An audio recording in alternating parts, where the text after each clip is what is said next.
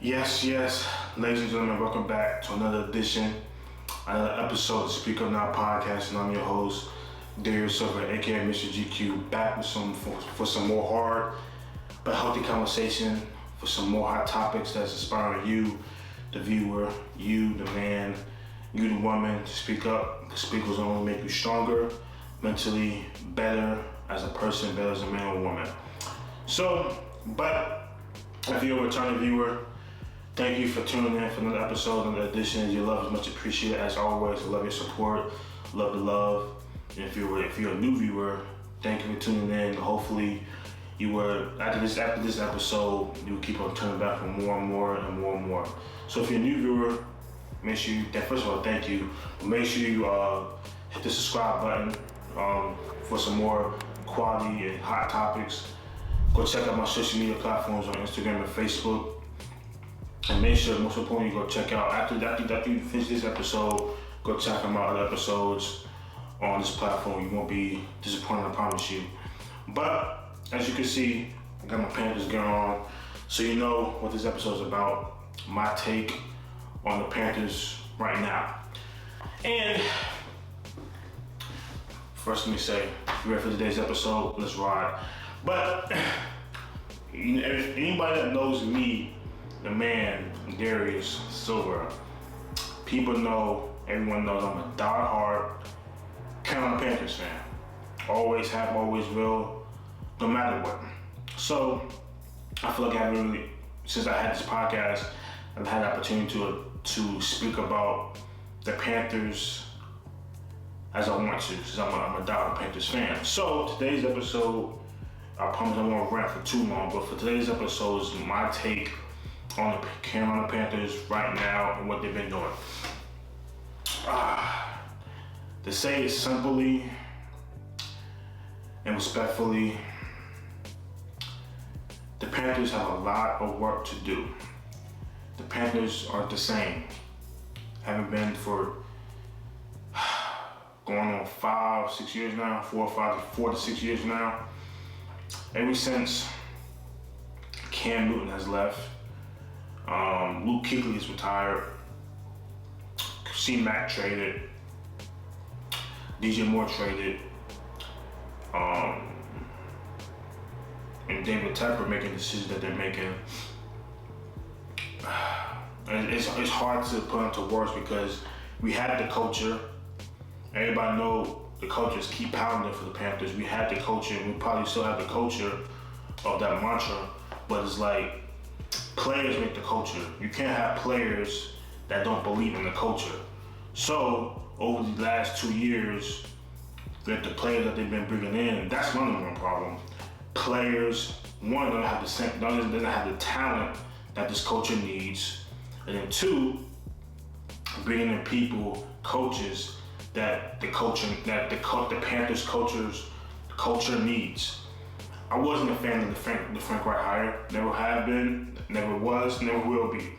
I wanted Steve Wilkes, as I call him, Denzel, aka Denzel. I wanted Steve Wilkes. And I wanted to keep DJ. Of course I wanted to keep C-Mac, and of course I wanted to keep Cam Newton. But as I always say, good things come to an end. All good things come to an end. So I understand that point. So I wasn't mad about them drafting a quarterback in last year's draft, even though I would have wanted them to draft a quarterback in this year's draft class. For one, they had options like Caleb Williams, Drake May, Bo Nix, Michael Penix Jr., and Jaden Daniels. That's five quarterbacks. So see, that's what makes me upset the most, because last year's draft class wasn't as bad. But I feel like to this year's draft class, 2024's draft class, was a step up more than last year's draft class, in my opinion, personally. And I always said, like, when last year's draft class, I wanted 2 quarterbacks, if it was my option. I wanted Anthony Richardson, he reminds me of Cam Newton, physical, big body, big arm, fast, athletic like Lamar, or I wanted Will Levis, a big arm, athletic, and whatsoever, can take big hits. I wanted those 2 options over CJ and Bryce. And what I realized over time, when the inside started to suggest that they was going with Bryce, I was okay. I was okay with Bryce or CJ. I didn't really want neither one of them, but if I had to pick, at the time, I wanted Bryce.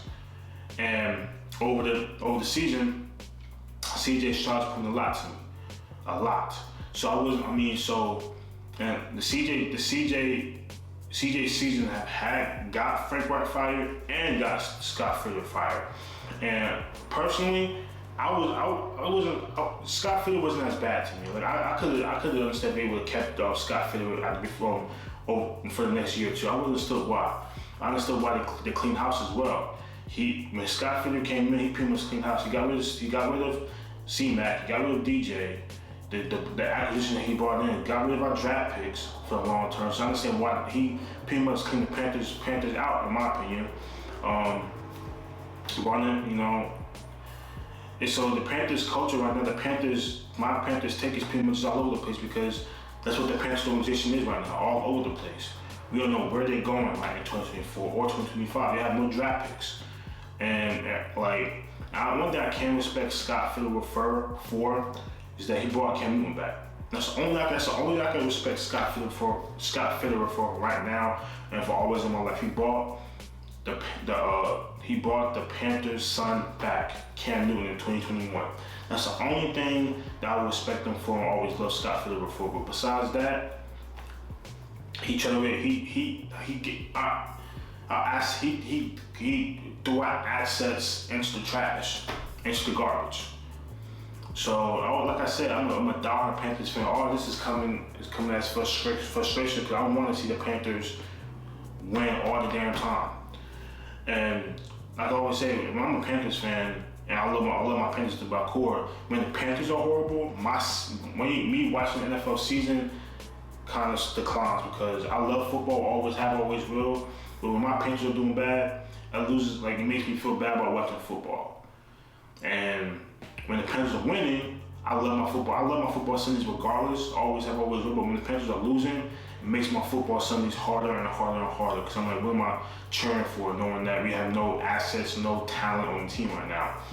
And before I address Matt Rule in Nebraska, I like Matt Rule in college. I like Nebraska right now. He's doing good. I like him doing well. But in the NFL, I guess he didn't know how to lead grown men. And I can't really speak almost about Matt Rule because I like what he's doing at Nebraska, and I feel like he will do great things at Nebraska, and I hope he does. I've been following him the last year. Nebraska will be something to handle in the next couple of years. But the Panthers need better need to bring back the old culture of keep pounding and winning and know how to be physical and playing real football. They need a coach that can bring that, but a culture of innovation, and they need a GM that has a mindset of being aggressive, but being smartly aggressive with how to acquire and get top talent in the draft or in free agency. That's the thing about Scott Fitter. My thing about Scott Fitter, that he was just he wanted to be aggressive all the time. And that's what troubled the Panthers, in my opinion. Scott Fitter wanted to be aggressive all the time, no matter what. For all 3 years he was in Carolina, he wants to be aggressive all the time. And that's what made me upset about DJ, C-Mac, trading away all our draft assets. That he wanted to be aggressive all the time. And sometimes you have to develop talent over time, trusting your guys. And before I get to David Tepper, he was ahead of it. I'm not only I can respect David Tepper for right now. He wants to win. He wants to win the Valley, and he's helped the Panthers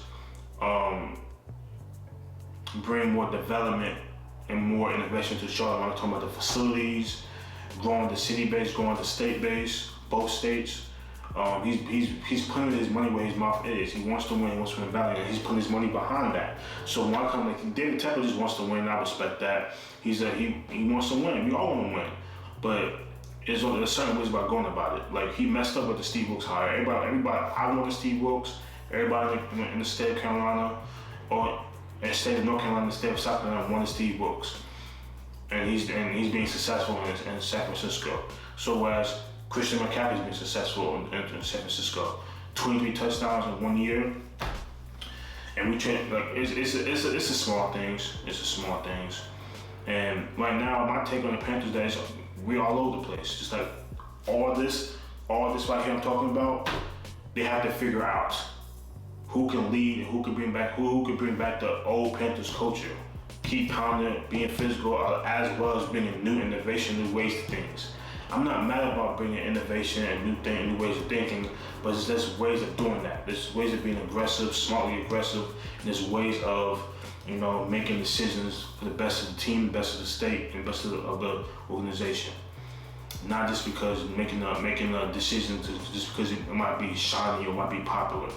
Like, when we drafted Luke Kuechly, when we had Thomas Davis, when we had Cam Newton, when we had Christian McCaffrey, when we had Ryan Khalil, when we had Jordan Gross, when we had, Greg Olsen, Charles Johnson on the back end, KK Short, we had these players that brought that Panthers culture. We had someone that spoke up for leadership. And it's like these last 4 to 6 years, it's got bad each and every year. Now, again, I want Cam Newton back in the league, and I understand he's not coming back to the Panthers, but I do want that man back in the league. He deserves to be in the league. And it's like, you see my shirt, Panthers Pride. I'll always be a Panthers fan. Always have, always will. Panthers blood, Panthers blue in my blood. Anybody loves me, I love my Panthers to my core. Always have, always will. But it's like, you gotta start making some better decisions. It had to. Am I a big fan of Bryce? I would prefer Anthony Richardson or Will Levis personally. Bryce, I wanted Bryce over CJ, but this season, CJ proved that wrong. Anybody can be successful in college because when you go to a top 5, top 10 school, Alabama, Ohio State, your talent is beneath you. You don't face no competition. So, in my opinion, I don't think most quarterbacks that play at those most of the time SEC schools, they don't face top tier competition. So when it comes to NFL and they play against even killed players, they struggle. And that's what Bryce Young is doing. So I don't care about the talent. There's many players right now, many quarterbacks in the NFL right now, quarterbacks that's playing with less talent right now, still can get the job done and prove that they could be someone. Bryce is not doing that.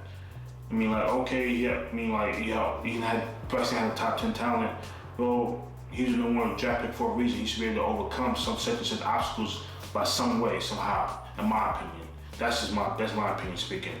But it's a war room with the Panthers, and I want to simply provide a quick episode on my take of the Panthers.